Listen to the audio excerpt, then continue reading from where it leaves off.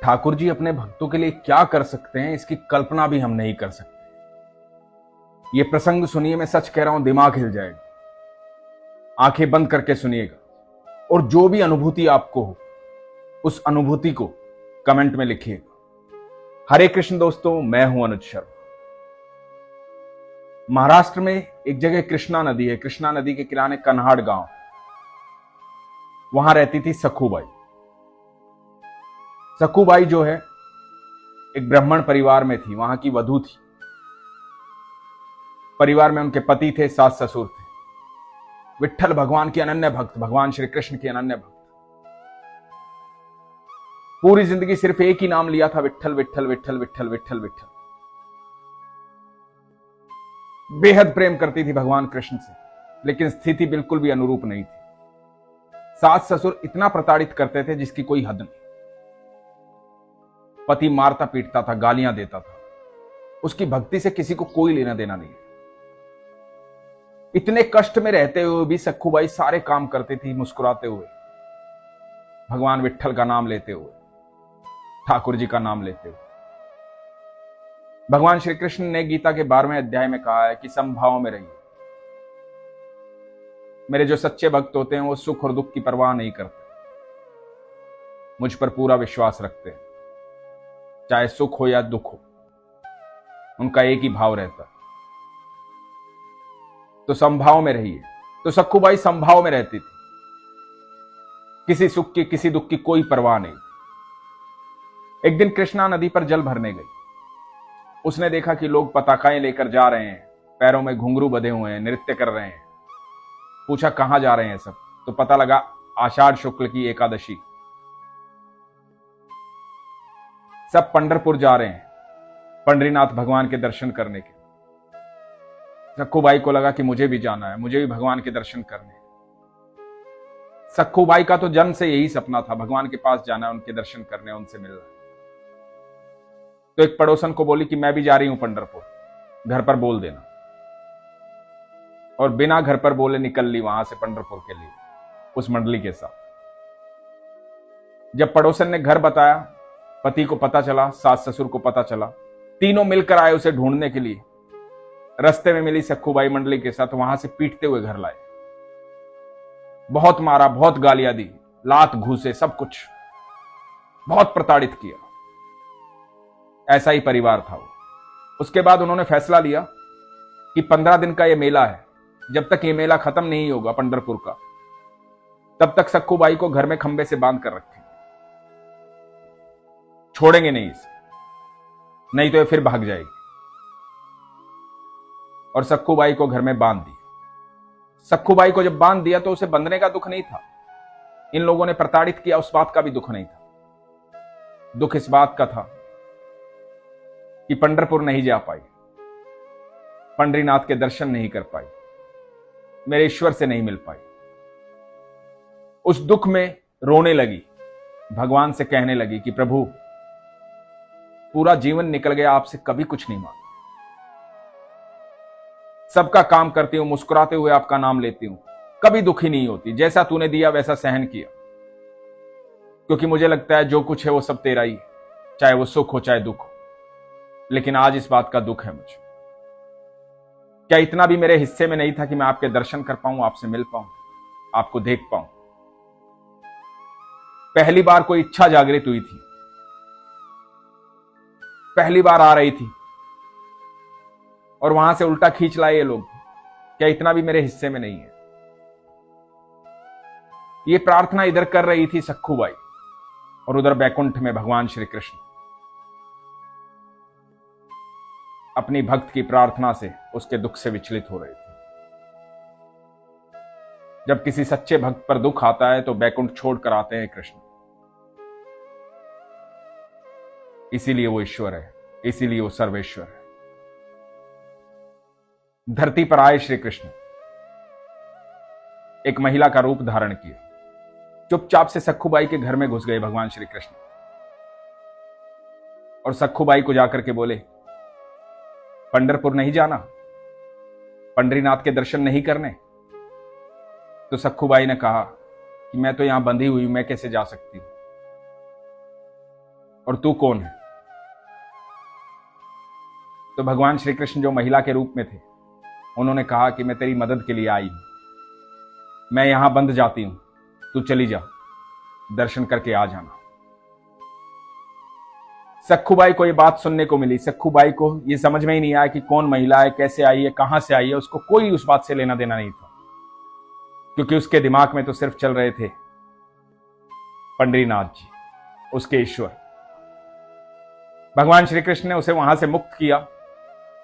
वो वहां से चुपचाप निकल करके चली गई पंढरपुर, और भगवान श्री कृष्ण यहां बंधे हुए हैं सखूबाई के घर में। सखूबाई का पति आ रहा है, प्रताड़ित कर रहा है, सास ससुर आ रहे हैं, गालियां दे रहे हैं, और श्री कृष्ण बंधे हुए हैं, भक्त के प्रारब्ध काट रहे हैं। इधर पंढरपुर में सखूबाई पहुंचती हैं, भगवान के दर्शन करती हैं। उसकी प्रसन्नता का ठिकाना नहीं है, बेहद खुश है, भगवान से मिल रही है, और इधर भगवान श्री कृष्ण प्रताड़ित हो रहे हैं। न खाने को कुछ मिल रहा है, ऊपर से गालियां दी जा रही है, गुस्सा किया जा रहा है, धमकाया जा रहा है, डराया जा रहा है, छेड़ा जा रहा है, कहा जा रहा है और जाएगी पंढरपुर, जाके दिखा। और श्री कृष्ण चुपचाप सुन रहे हैं। एक दिन सखूबाई के पति को यह एहसास होता है कि मेरी पत्नी है, भूखी प्यासी है, कई दिन हो गए हैं, बांध के रखा है, कहीं भूख प्यास से मर ना जाए, मर गई तो दूसरा विवाह भी नहीं होगा। उसके मन में दया आती है, वो जा करके सखूबाई बने श्री कृष्ण को खोलता है, और श्री कृष्ण वहां से मुक्त होते हैं। मुक्त होने का मतलब यह नहीं था कि श्री कृष्ण वहां से चले गए। अब भक्त का इंतजार है, सखूबाई आएगी, जब आएगी तब भगवान श्री कृष्ण जाएंगे, नहीं तो ये लोग सखूबाई को प्रताड़ित करेंगे कि वो कहां चली गई। भगवान उनकी सेवा कर रहे हैं, उनके परिवार की सेवा कर रहे हैं, अच्छा भोजन बना रहे हैं, झाड़ू पोछा कर रहे हैं, नदी से जल भर कर ला रहे हैं। सारे काम जो सखूबाई करती थी भगवान कर रहे हैं घर में। अब भगवान के हाथ का बना हुआ भोजन वो लोग खा रहे हैं, तो उनके विचार बदल रहे हैं। स्वयं त्रिलोकी ने भोजन बनाया है, स्वयं त्रिलोकी वहां वास कर रहे हैं, लगातार उनका व्यवहार बदल रहा है। उनका व्यवहार सखूबाई के प्रति बहुत अच्छा हो गया। इधर सखूबाई जो है भूल ही गई है कि मेरी कोई सहेली वहां पर आई थी और वो बंधी हुई है, किसी महिला ने मेरी मदद की। वो तो भगवान को देख करके भजन कीर्तन में इतनी लीन हुई, इतनी लीन हुई कि भगवान में ही विलीन हो गई। क्योंकि सखूबाई ने सोच लिया था कि इसी देह के साथ कभी पंढरपुर से बाहर नहीं जाऊं, कभी वहां नहीं जाऊंगी, मेरे गांव नहीं जाऊंगी। वो भूल गई थी। और एक दिन हुआ यूं कि कीर्तन करते करते, भजन करते करते वहीं भगवान में विलीन हो गई, वहां देह त्याग। इधर भगवान इनके परिवार की सेवा कर रहे हैं।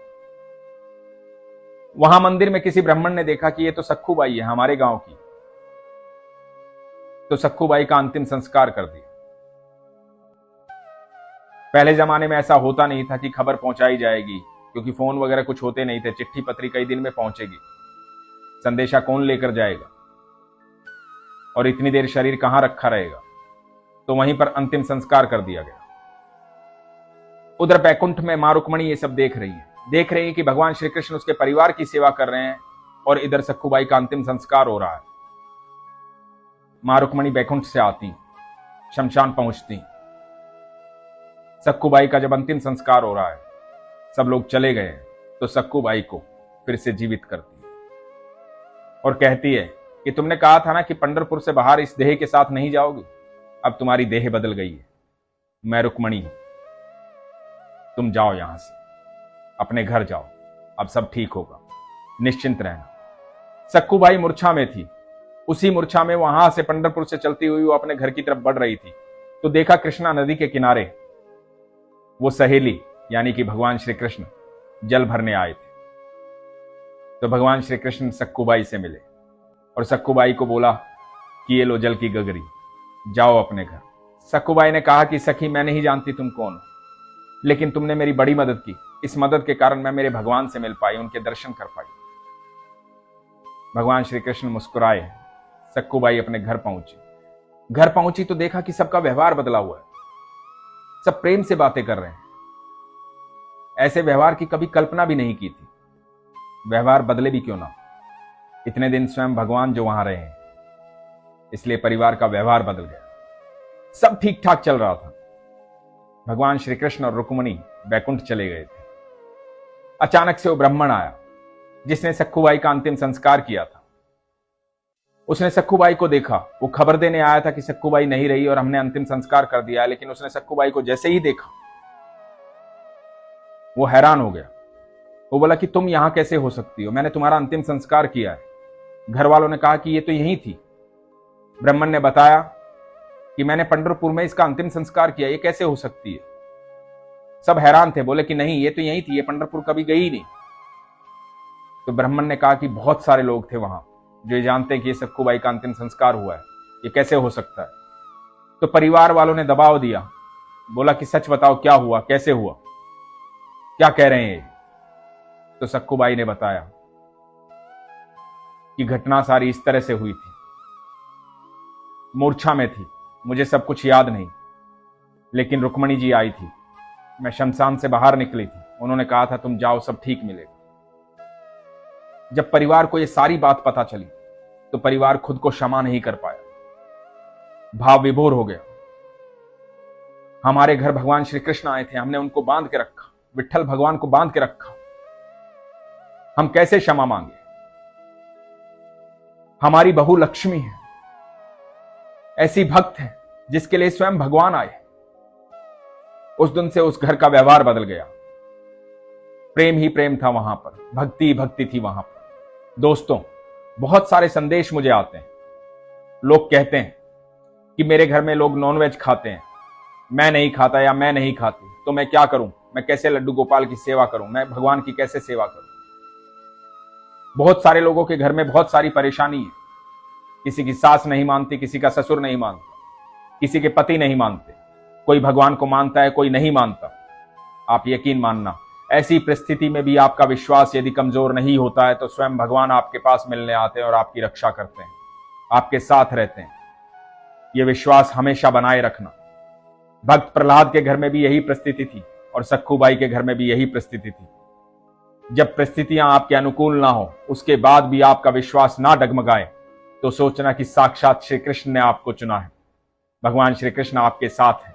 आपके प्रारब्ध जल्द खत्म हो जाएंगे और वो आपके प्रारब्ध में आपका साथ देंगे। इसलिए हमेशा कहता हूं, अपने विश्वास को मजबूत रखो, अपना ख्याल रखो। हरे कृष्ण।